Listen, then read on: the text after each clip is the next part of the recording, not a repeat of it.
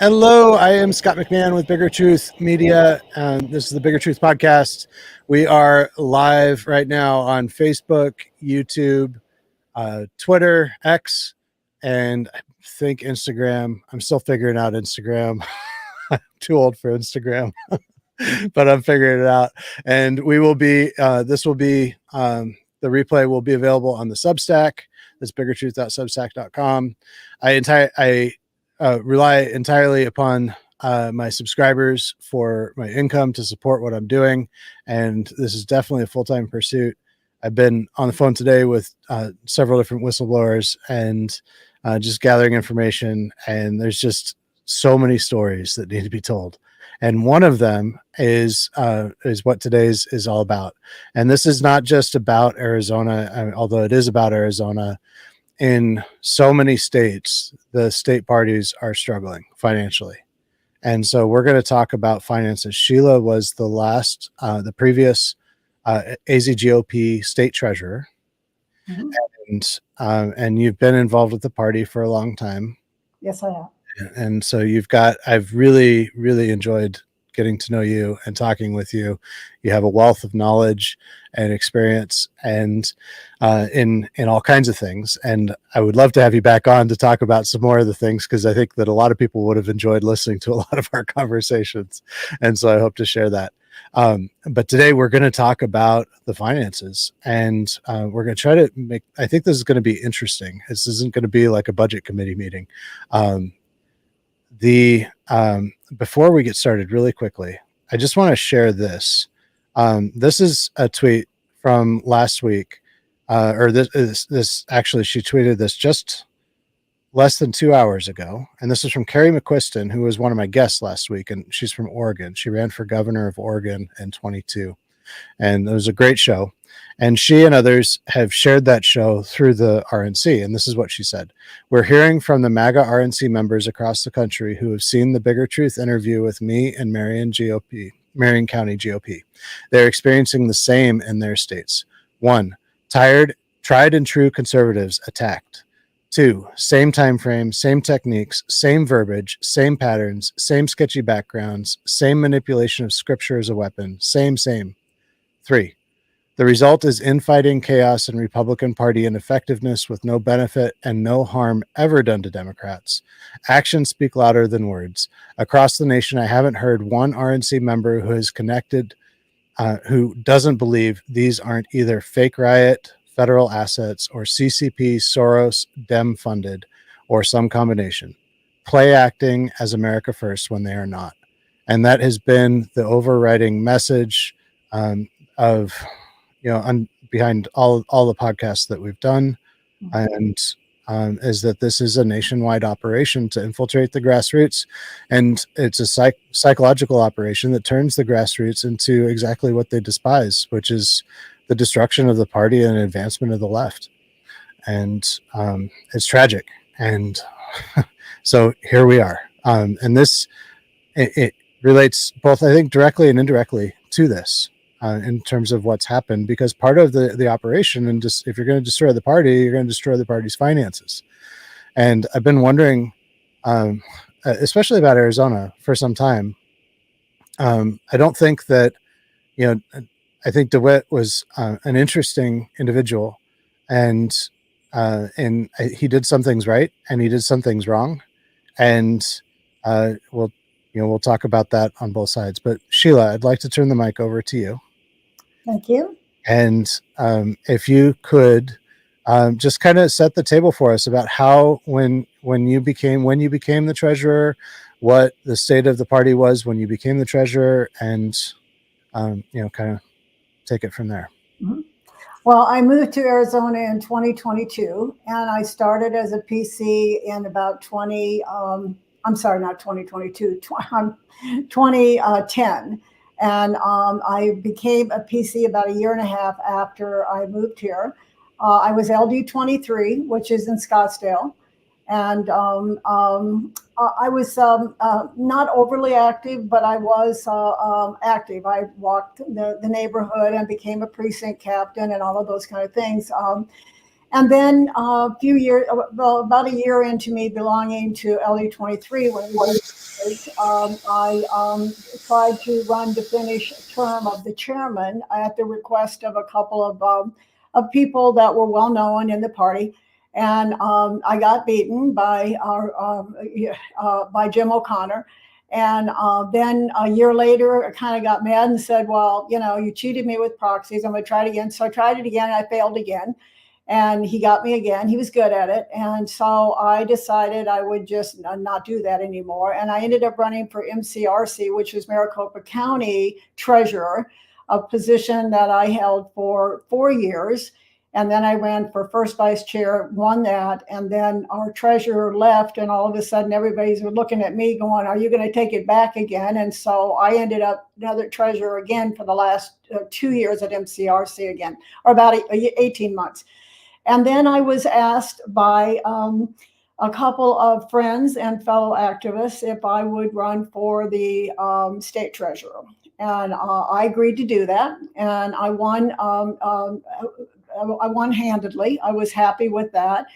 And so I began my term as GOP treasurer in February 1st of 2021. And when I got there, we had money in the bank. We had about $1 million. We had 9 accounts, federal and state, and we had no books. I got a spreadsheet from Bob Lettieri, who was the treasurer, and each treasurer does it their own way, and that's fine, I guess. I think my personal philosophy is we should have history, but nobody can force somebody to do something they don't want. So I got a couple of Excel sheets from him, and I couldn't figure out what in the world they meant. So I relied on Greg Sapston, who was the executive director, very knowledgeable man, and Danny Pepe from Red Curve. And between the two of them, they began to sort out with me where we were in the books and how Danny Pepe was the compliance company called Red Curve. And he would file all of our state and federal reports. So little by little, we cleaned up. We had several inquiries from the FEC because it was the year after a presidential election. And what happens, the way it works is that the RNC sends money, the NRCC and the NRSC, which is your state or your federal Senate and congressional committees, they send money to the parties, all of us. And then they order up various different pieces like mail pieces, digital pieces, and then we pay those bills. Well, the FEC wants the treasurer to connect those things. They have to make sure that they say, yeah, they gave us this much money and it was for a congressional candidate. So we had to weed through several inquiries because they were not properly entered into the record at the compliance. And we got that cleaned up and had our first ex-con meeting, and it was great. Kelly Ward, I believed in her. She was great. She was complimentary to me and supportive. And so we presented the budget, which Greg and I had worked out and Kelly had approved, and everybody was happy. I presented a balance sheet and a profit and loss. Now, there's been some question on that, and all the parties that I talked to, I talked to several treasurers, they all use QuickBooks because it's easy. It's not, you can maneuver the QuickBooks to make it work the way you need it to work. It doesn't have to be a product. Anyway, I was able to give her a balance sheet and a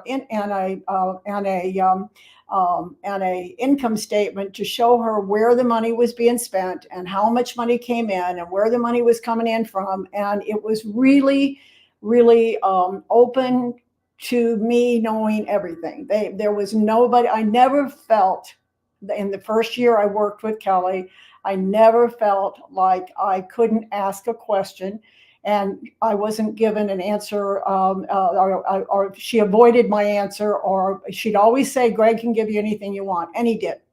So it was a great year, and I loved it. And I cleaned up all the books, and it was funny. And this is a little side note: there were 62 checks dated back to April and May of 2020 during the presidential election that were issued to the victory team, which is the team that went out and worked with all the states, that never got cashed. I mean, if these kids had so much money, what they'd do is they'd send the checks out to hotels, and by the time the check would get there, they'd be moved on to another hotel, and of course, it would just go in the garbage. But I was looking at it took me 3 months to track down all those checks. So we got that done. And the first year ended, we had about $1.2 million at the end of the year. It was very nice. It was easy to work, and I was happy with it. You're on mute, Scott. Thank you. Sorry.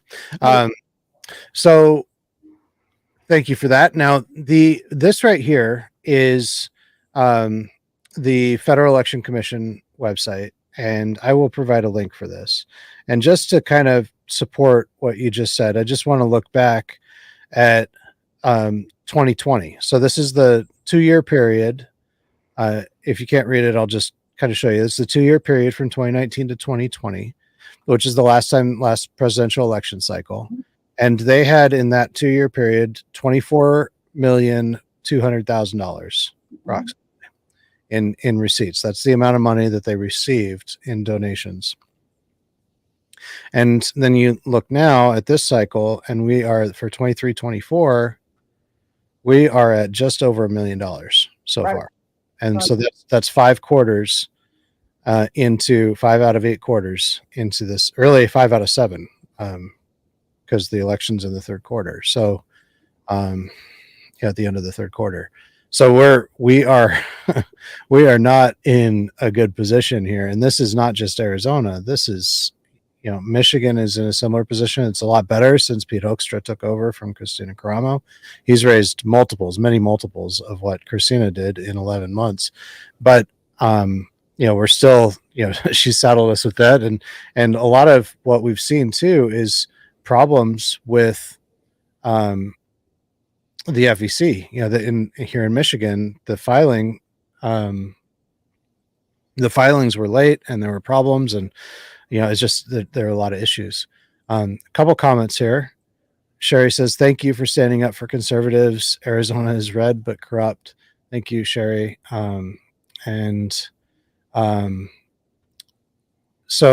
But there's, we are, we're trying to fix that. We're trying to be real and try to expose where there is maybe corruption even within the party. Once you just looking at this, so as we got closer to the election, that there were some really strange things that you told me about, especially with the there was a party that was scheduled, and there was a bus even before that. So that started really kind of in August of 22. Is that about right? Well, For the primary? I'll give you some dates on that, but the 2021 period, we actually took in a lot of money in 2021 because of the audit. There was a lot of mailings, a lot of donations, because people wanted the audit to go through. So by the end of 2021, we were in pretty good shape. And then going to 2022, receipts just fell off the wall. I mean, there was just nothing going on.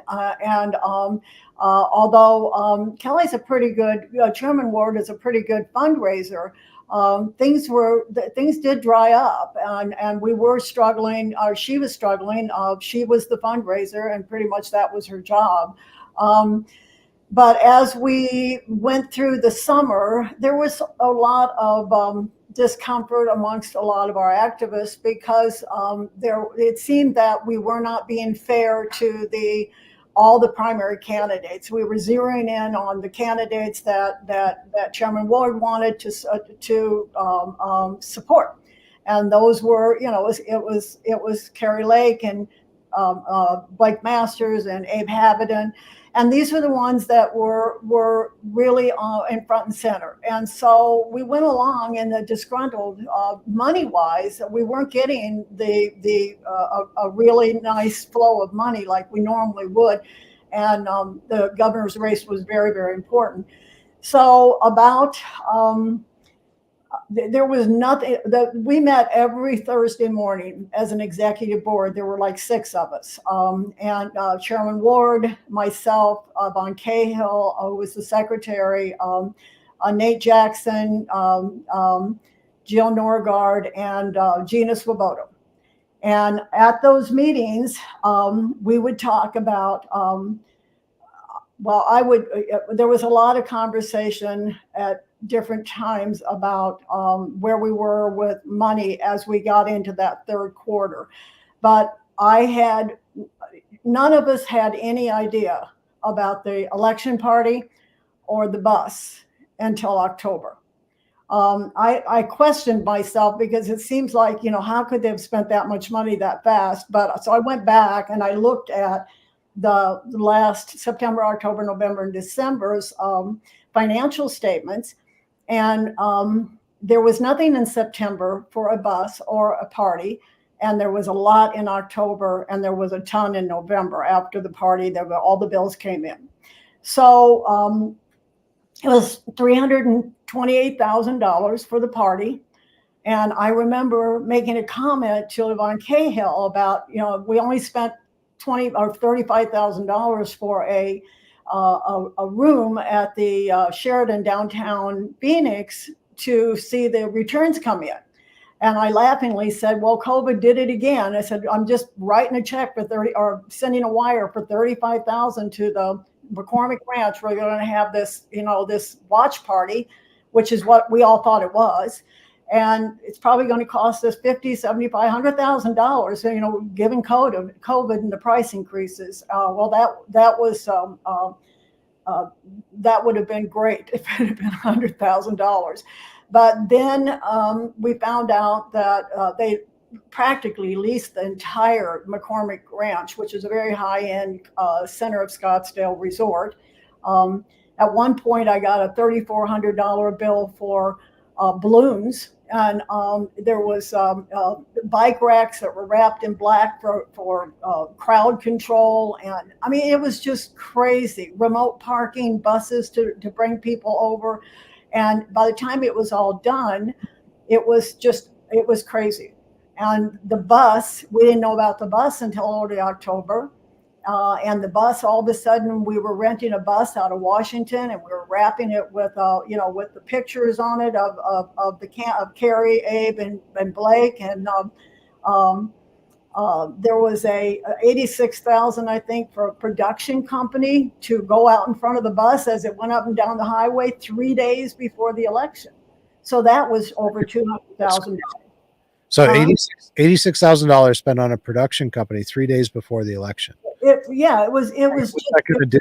That's just so strange. I kept saying, okay, I can do that. I'll be the product. But here was the problem. When we did not approve that whole thing before it was spent. And the question is, but you paid the bills. But the thing that one has to understand is that according to our bylaws, if there's $10,000 more on an item that's to be spent that was not on the budget, you have to go to the executive board, and the executive board has to approve the expense. And so I would bring it to the executive board, and everybody would go, well, we got to have going to have this election thing. But nobody, not even me, realized how much, because so many bills came in at the end of October and into November. So nobody really knew how much. There was a particular situation, and it was minor. It was minuscule. By the time we were at $238,000, you know what? I keep saying 238,000. Try 328,000, not 200. So I'm a little backward there. 328,000. There was a $2,000 bill that came in for a hair and makeup, and I got into a rather intense conversation on the board about this money. And I said, why are we buying hair and makeup? And the answer I got was, well, this one here you're showing here. Let me explain this. I had said our offices were in Scottsdale. The meeting was in Scottsdale. The resort was in Scottsdale, and all the people lived within a half an hour, 45-minute drive to that resort. And I said, why are we paying for expensive hotel rooms? They live in Phoenix, and who's staying at the hotel? And you could read what Kelly responded. Don't say a thing. Don't mention it again. You're not in charge here. It says they will be working there until the event, cleaning up afterwards, period. Don't mention it again. Our staff is extremely small and works extremely hard. This is one of the biggest events we do. And, so, but, and this is really, we included this as we talked about it, because this conversation, and there's 15 pages of this, we've included about 6 here. I'll include the whole thing in the show notes, but there's, and Kelly's trying to justify it, saying she's a young Hispanic entrepreneur, loved being on the bus, and I just wonder, was the bus being used to get out the vote? Was the bus being used for door knocking? Well, when you put your well, first of all, my understanding, and I wasn't there, so I can only, from what I heard and was told, Carrie Lake insisted on both the bus, she and Carolyn Wren, and the party, the size of the party.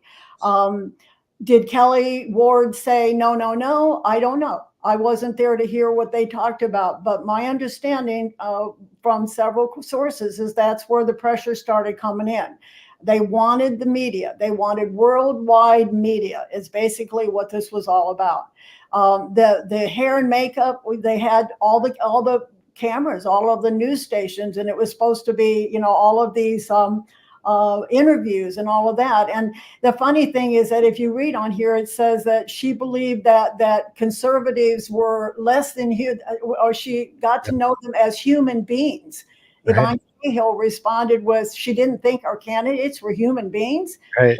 Like, and she asked another question. I think it was just a really good question, which is, then why is it not a Blake expense? Like this really seems like this is a campaign expense. Why was the party paying for it? Well, it actually was. And when I questioned that, Kelly said that the candidates were going to cover the expense. And I said, okay, why don't they just pay for the bus then? Why are we paying for it? Why don't they get together and do that? Why are we doing this? Because you know how it goes. Once the campaign's over, the money's harder to get. Nobody trusts anybody. Right. So, of course, hindsight is what it is. But, so in this message, you say, excuse me, we're at $328,000 for the event and $210,000 for the bus. That's my complaint. I'm not approving this bill. And you're talking about this $2,000 bill for the hairdresser. Yeah, I'm talking about that. I might have got these out of order, but the there's just the pattern that comes across in this communication to me is that that they're really it's kind of like bully tactics. Like Kelly Ward just seems pretty indignant that you have challenged her on this, and in the end, I think that this $2,000 bill, and you said I'd like the board to weigh in on the payment of $2,000 from Mikasa LLC, which is this hair and makeup bill. And at this point, you're already looking at $540,000 almost between these two major expenses in just the days. And this party has nothing to do with the election. Like this party is really costing the state party $330,000, and it's not doing anything to help with the election. It's really just it's like a victory party for what ended up being a loss. Mm-hmm. How much better position would the party have been in had you had $330,000 in cash to deploy for legal fees, and to have a legal team set up? If you think about it, on a bus, most of the time a bus is out there during the campaign season. right, Why have a bus running? Arizona's a long state. Why have a bus driving 4 hours from Phoenix to Prescott and to set up at the courthouse and cheer and have the choir cheering, for the candidates? We already knew who we were going to vote for. We needed to be we needed to be doing campaigning to get them to come vote. right, exactly. So it was, but I brought up the $2,000 to them because I said to them, we are over the top. And Jill Norgard at one point said, how much do you think we're going to have for the new administration coming in January? And I did a recap of what I thought we were going to owe, or what we paid, what we had, how much we would have left, and what I thought I knew of that we owed. It turned out that there was a lot of bills that I was not given or told about by the end of January when I did my state report. But so the state report really wasn't accurate. It was about $50,000 short of expenses. But the idea of the 2,000 is the 2,000 here and 5,000 there and 7,000 here, and pretty soon we're at $328,000. And by the time you took that out of the bank, and you paid the payroll for December and January, and you paid the rent at our location, they had the new chairman was going to have about $80,000 to $90,000 to start the year, and that's just not that's not good. Right, right. Yeah. I want to read this. I messed up when I put this in, so I want to read this response. You said, don't tell me not to mention something again. I'm the treasurer. I need to be responsible for things, and that you and the chairman and your ED want to spend. I have kept quiet over many charges that I'm uncomfortable with, and that's the case. Bring it to the board, and if everyone sees justification, I'll approve it. And she said, you aren't the keeper of the charges. We have a meeting every freaking week, and that is the proper place to bring things up. If you have issues you haven't, make your uncomfortable list and bring it to the board on Thursday. It just feels very snarky, but I'm very interested, she says, and I am very interested in hearing it, and I'm sure they will be interested too. Like, this is going to be to your shame, Sheila, for bringing this up. And this is just that there have been. I spoke with the current treasurer yesterday, Elijah Norton, and there's a lot of finger pointing that's going on in general, and the reality is there were some pretty unwise choices there to the tune of well over $500,000 that really kind of set the party up. And it's my opinion that one of the driving forces in this was likely Caroline Wren in having this party. It was Caroline Wren, Kelly Ward, Carrie Lake in having this party. And in the end, the all we can see, what we could know for certain is what the outcome was, which was there was practically nothing when Jeff DeWitt and Elijah Norton and the others took over, right? And there was a building that was already owned, but it was dilapidated, correct? And it wasn't even habitable because there were plumbing problems, roof problems, air conditioning problems. It sounds like it was in really bad condition. And so that building was sold. Is that right? Yeah, and that's been a bone of contention with a lot of our activists and our precinct committeemen and state committeemen. We had a building that was donated to us by Dodie London, who was a long ago activist, very, very, very popular lady, and she gave this building to us free and clear. And when you get a building that's free and clear, sometimes people don't care if they take care of it. When you're paying for something, you take care of it. And what happened is the years went by, and they would, paint the outside of the building and throw down some new carpet. And 2 years later, after everybody slopped all over everything, they'd throw down some more. The kitchen was a mess. It wasn't divided up well. There were only 2 bathrooms. It didn't really have a lot of space for large events. But most importantly, in 2021, I'm a general contractor, so I'm a remodeling contractor. I've done commercial and residential for 27 years. And so I have a little bit of knowledge about the systems and things that go on in these buildings. And I had my team go in and we went over that building, and I warned everybody we had asbestos in there.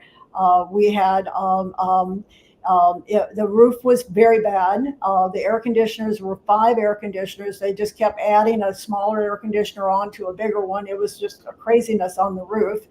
4 of them were bad. We looked at it and I said, you're looking at $500,000 in renovations. Or at that time, I think I said somewhere around $350,000 to $400,000. And that was in early 21 or late 20 when I made that statement to the XCOM. And then by the time 21 came around, I was actually driving on Highway 10, and I got a call from Felicia Gibson, who was the receptionist, secretary, all around Girl Friday in the office. Now, remember, this was in COVID. COVID had started, and we were kind of ramping up to that mess. And well, actually, we were in that mess. And she called me, and she was frantic. The sewer had backed up in both toilets, and it was all over the building. And she didn't know what to do. And I said, okay, I'm going to pull off the highway. I'm going to call my plumber. Just get out. If you need to go outside. He'll be there as quickly as possible. He came, he rooted it out. He got it going, but it was crushed. Everything underneath the building was crushed from age. So the recommendation I made, and I did make this recommendation to the board, I said, we can either put in $500,000 and fix the building, or we sell it. We wait until we know that the building values were going to go down, because thank you, President Biden, and we should wait, raise money, add more money to what we had, and buy a freestanding new building with better parking, away from we had homeless people in the back of the building. It was a mess. And Yvonne Cahill even offered to run a fundraising team, get somebody in that would actually go out and raise funds for a building, purchase of a building. The answer was no, we're going to do that. So we did. They put the building, Why not? I'm not sure that we really ever got an answer to that. Yvonne kind of railed about it a while, and she got shut down, and they decided to sell the building in December of 21. And we had a buyer by February of 22, early February, maybe end of January. We had somebody that was going to buy it. It was appraised at $700,000. But we ended up with $800,000, but we ended up with a purchase price of $900,000. So we actually got a little more, but then of course that difference went out in closing costs and realtor fees. So, but we ended up netting out about a little short of $800,000 that we put in the bank. So they wanted out of the building. There was no doubt about that. It was small. It was not, it was not glorious at all. It was, why did you need a glorious building? I don't know, but the general feeling was okay. And I didn't object. I thought that the building, we could do much better, to buy something that was more suitable for the size of the party. We are a grassroots state. We go into our building, our AZGOP, and we pick up signs, and we go in and have meetings, and we go in and do telephone calls. That's what we do. We need a room where people can come in and just spread out all over. We're grassroots type of organization. What they bought eventually isn't, in my opinion, grassroots. Anyway, we sold the building, and then Yvonne, again, Cahill, went to an attorney and wrote up a bylaw that said the money was protected, and the only way it could be spent was by investing in a new GOP headquarters. Okay, that's how and we all voted on it. at the executive board, and then the XCOM all voted on it, and everything is history now. So that's how that rolled out. Okay. And so I have here, I lost my spot. Yeah. So this is the presentation that was presented to the state committee, as I understand it was put on their website. This is at least part of it. And it just says here, this is important, and we're kind of going into the weeds, but I think that this is important. It says the 12 office. So what Jeff DeWitt apparently was leading this, and maybe there were others as well within his team, but um, so this is after DeWitt was the chair, and he says that the 12 office space sales near us. So he found a property. He says that there were 12 other office spaces that sold for an average of 265 a square foot.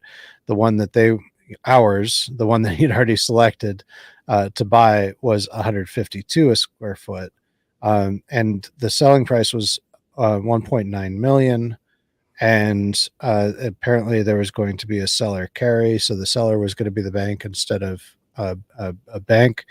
And what I understand is that there were the association fees, because this was a condo in a building, so it was like one floor is a 12,000 square foot, so a large condo, and that there was going to be a sublet of space within that. So part of that 12,000 square feet would be leased out to another organization. Is that right?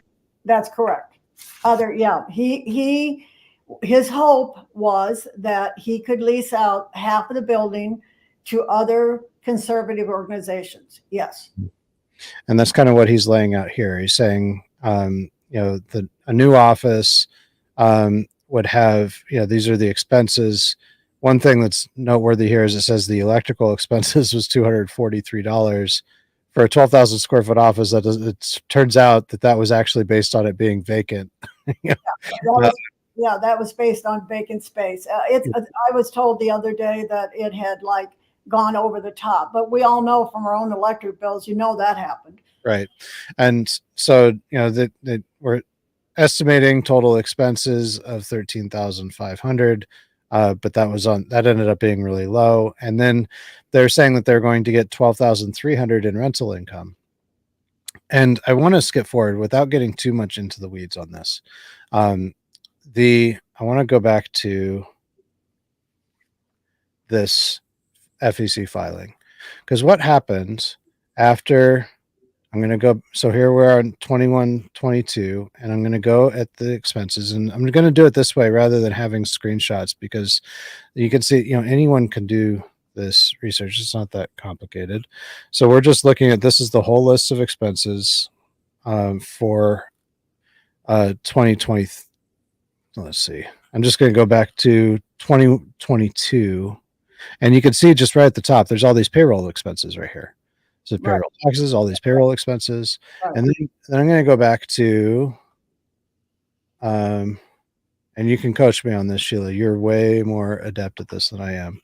324. Yeah. So now we're at 23, 24. And if I go back to the months immediately after that, so the beginning of this time period, which is what I'm going to do right now, just kind of scroll back in time here a little bit. Okay, so now here we are. This is the months immediately starting at the very beginning, January of 23. Yeah. And there's merchant fees, but there's no payroll fees anywhere. Like there's, we're looking through January.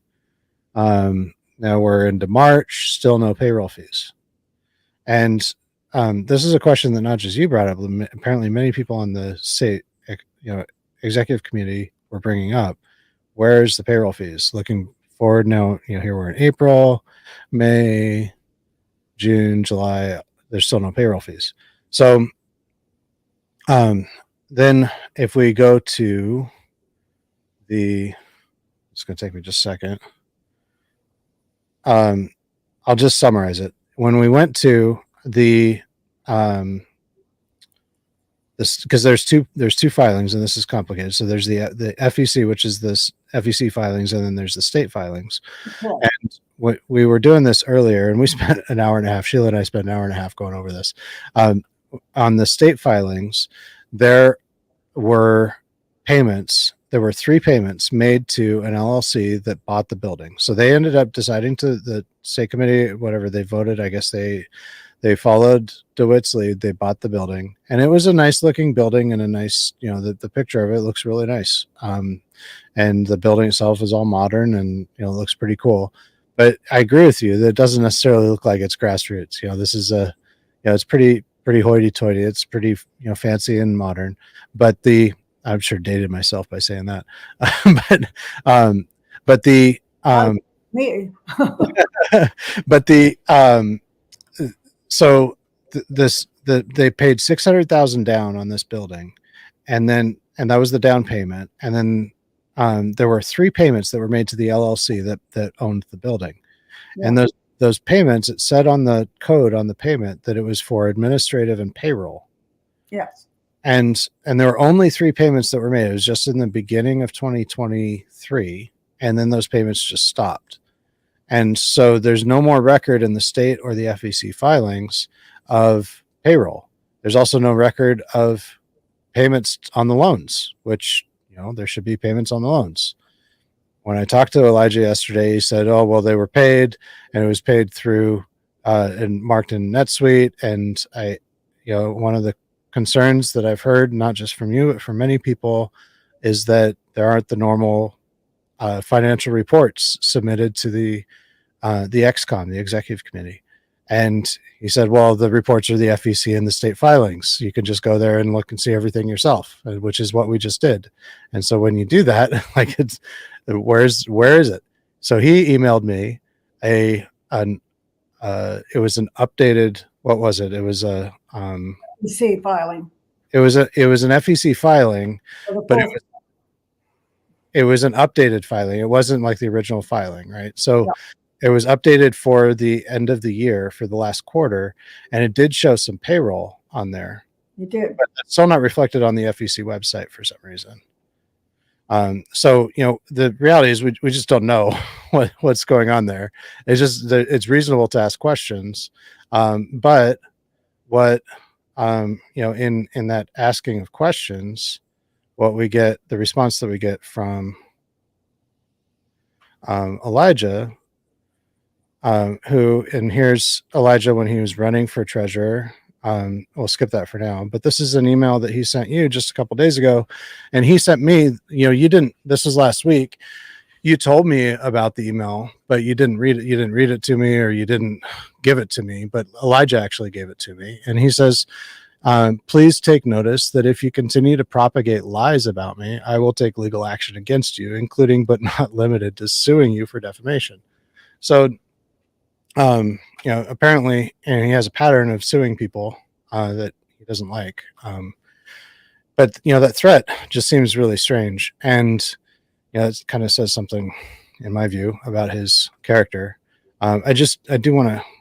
The video is not working. I apologize, but in that video, that was his campaign video for when he ran for treasurer. He's talking about how he's going to bring transparency and accountability and and honesty to the treasurer role.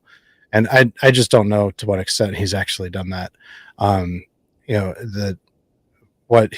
talked to him for almost an hour yesterday, and he said a lot, but I don't see, I still just am looking at the numbers. I don't know. Maybe at one point we can talk about, maybe he'd be willing to come on here with you and you guys could kind of duke it out a little bit. But that might be interesting. I don't know if audience wants to see that, let us know in the show notes. And we could look at doing that. But the bottom line is that where we are right now, the building has, the XCOM, the executive committee, has decided to sell the building. And this isn't like selling a house. You can't, for one, the retail market has just really been, it's the worst part of the real estate market right now. And when you sell a commercial building, and I've done this, I'm a real estate broker. It's not like selling a house where you put it on the market and you start getting offers right away. It can take a year to sell a house. And then it's also not like a house in that, the escrow lasts 30 to 45 days.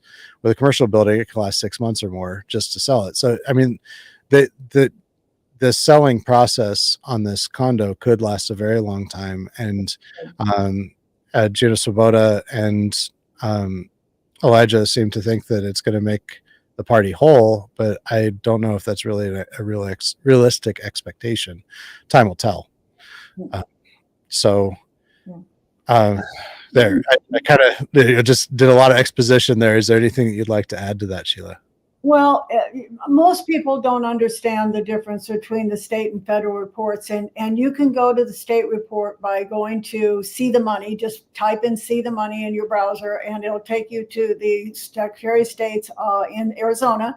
And you put in the Arizona Republican Party, it'll take you right to all of the PDFs that are filed for the state reports.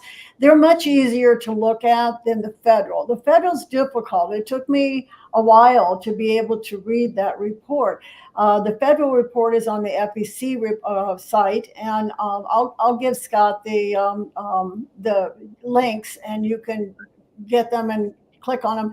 They are hard to read because, well, anything with the government's hard to read, so I don't need to explain that. What bothers me, from what I can see, in my opinion, I could be, Elijah might have everything just perfect. And if he does, God bless him. I hope he does. I just think that he and Jeff DeWitt and Elijah were put into a very uncomfortable, bad position when they took the offices. They didn't listen when I told Jeff what the finances looked like. And I had discussions with him all the way through the fall. And, but they didn't, either they didn't believe it, or they thought they could fix it, and it just didn't get fixed. So, to my knowledge, I don't know who's working there. I think the ED, the executive director, I think that the lady who does the financing or puts the invoices into the compliance company is working. But we're in an election year, the biggest, busiest time that we have. So there's no money to do debates, and it's hard. And I know that isn't part of where we are right now is we took the very guts of our finances out in September and October and November. To have an election party we should never have had, and to hire a bus we should never have hired. Had we put that money, left that money in the account, Jeff could have been successful.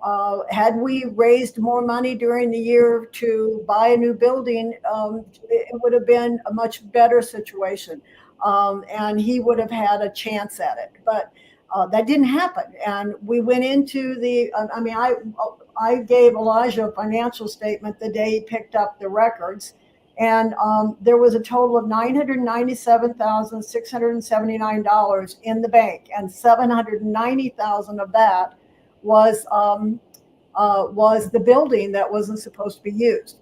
So, and then remember, I said I had about $50,000 worth of bills that hadn't been paid, and the payroll for 2 months was coming up, and so you see.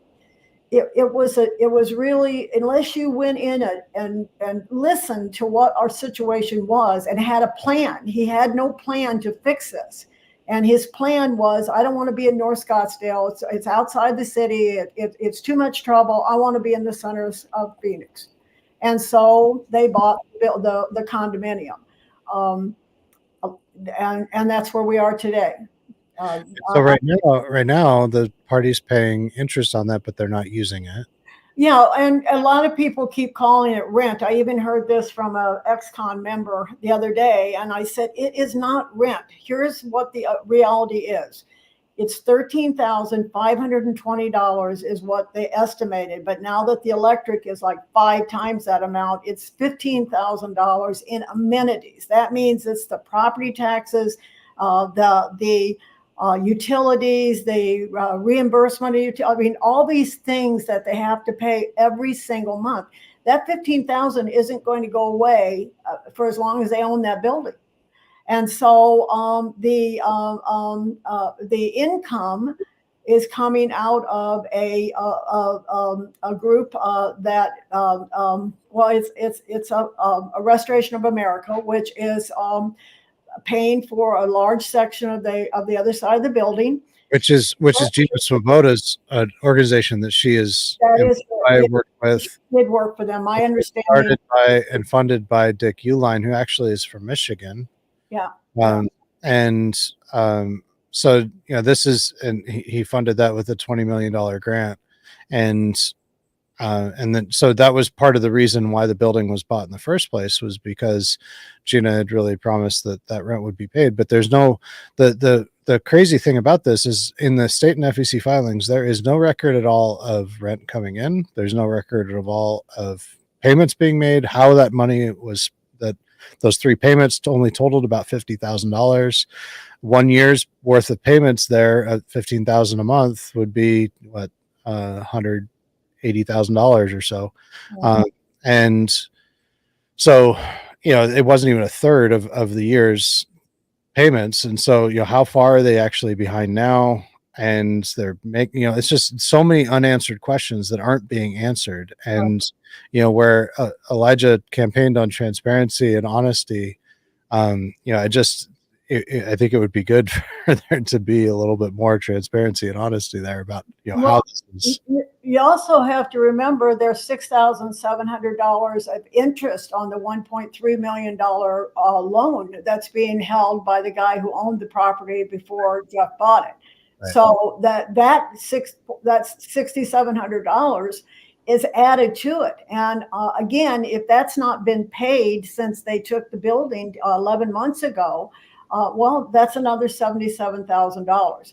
So by the time, you know, I want to be whole again. I want to get I wish I could, if I had to wave a wand, a magic little fairy wand, I'd wave it and say, let's take it back and get all of our money back and start with 800,000 again. But the reality of it is, if you pay off, if they sell the property for exactly what we paid for it, and I agree with you on the real estate market, I don't see how that's possible. I pray it is. And then you take out what we owe in amenities and what we owe in back interest, you're down close to, you know, $650,000 if we're lucky. That's not counting real estate fees and anything else that might come out of the money. So the party, you know, we need to come together. I believe in this party. And we need to come together, and we need to figure out how to fix this. We've got some heavy hitters in our state. We've got people with money that have supported the GOP for years. And we got to put this behind us, and we got to say, okay, what do we need to do? We need to get money into the party, but they need to be responsible for what they're spending that money for. I feel that I was responsible to the AZGOP. I gave them a financial statement every single month. Now, some people might say that, you know, that I've got old bookkeeping methods, but, you know, the thing is, a financial statement is not an old bookkeeping method. And you can't depend on a compliance company that you can't figure out what the compliance company is saying, because you think that the state FEC and reports are complicated. You ought to go in and try to find something on that. It's impossible. Right. So my bottom line is that we've made some big mistakes, and we have. And it's time and the disruptors are making it even worse. And you've been working on this, and Scott, it's admirable. I can't tell you how happy that makes me. It needs to, these people need to be called out. We need to start saying enough, because there's more of us than them. We just don't know it because they're louder. That's all. So right.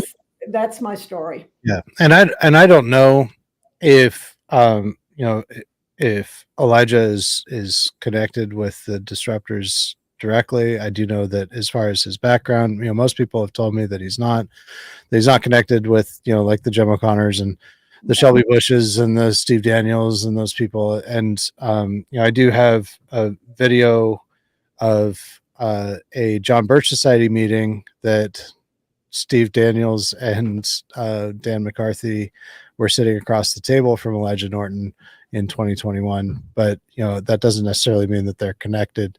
But he did kind of come out of nowhere, out of Missouri to Arizona, and then suddenly get involved in politics. I don't know what his motivation is. I don't know what anybody's motivation is without being inside their head.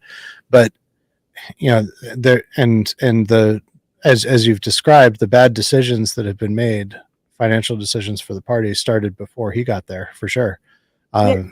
And so this isn't about blaming Elijah, but there's a lot of players that are involved in this. But there are three really bad decisions that the bus, the party, and the building, and the BPP, and those three bad decisions have really hurt the party financially.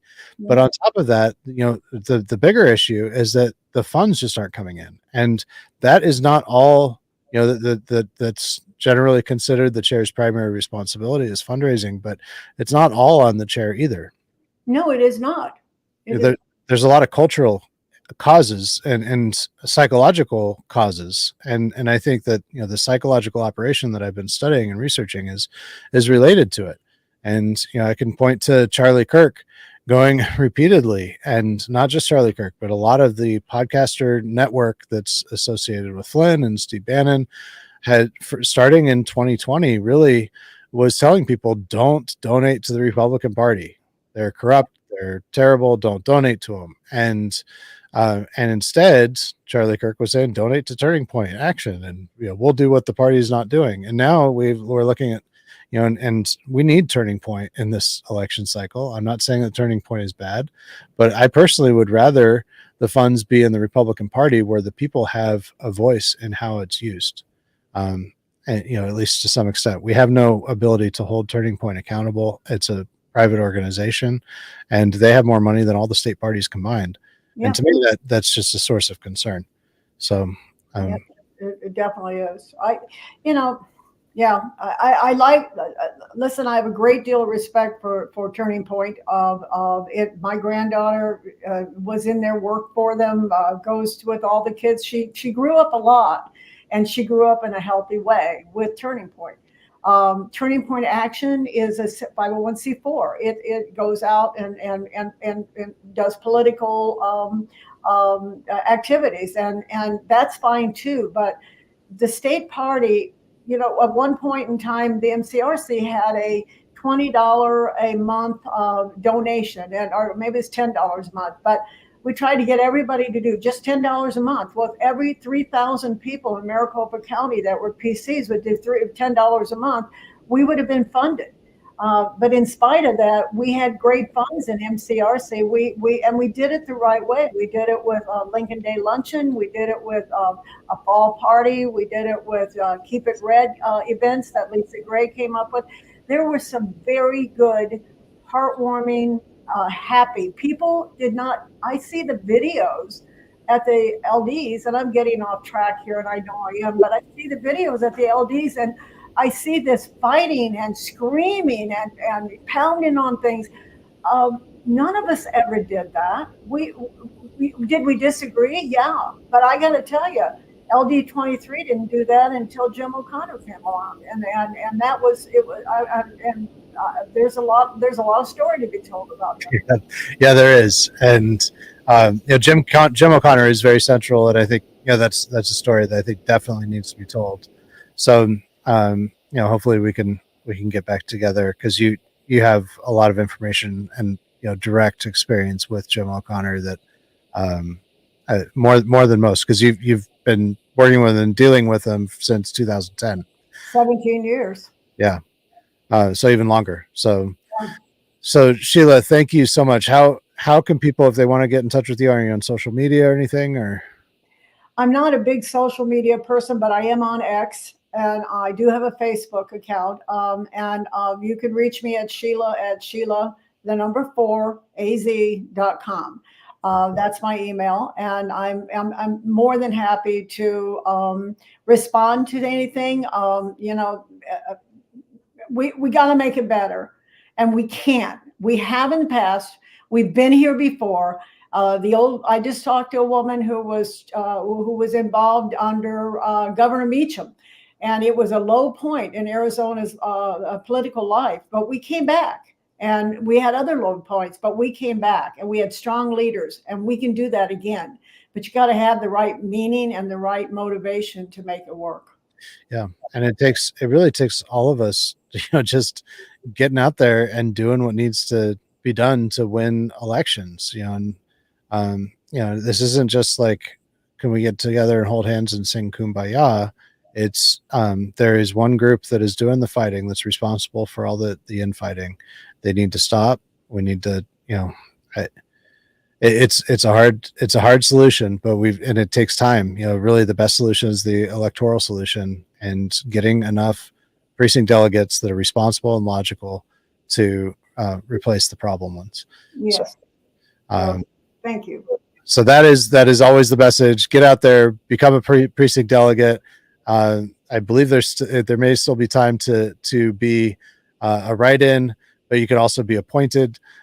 So just if you're not a precinct delegate, you're watching this and you want to do something to help the Republican Party, and to really win elections for Republicans, to beat the Marxist takeover of this country that the Democrats are trying to put upon us. And that's really what we need to come together to work on that. So thank you very much for coming, Sheila. Just parting thoughts, please go to my Substack, biggertruth.substack.com, and please subscribe. And until next time, tomorrow, I'm actually going to have Candace Zarni on the show, and that is at 11 o'clock Arizona time, 2 o'clock Eastern. And Candace Zarni is the chair of LD3. She's still the official chair of LD3, and she has an incredible story to tell. 2 years of dealing on the front lines with these people, but even more than that, we're going to look at the bigger picture as much as possible. So we've got. I'm really looking forward to the show. So thank you all very much, and thank you. All right.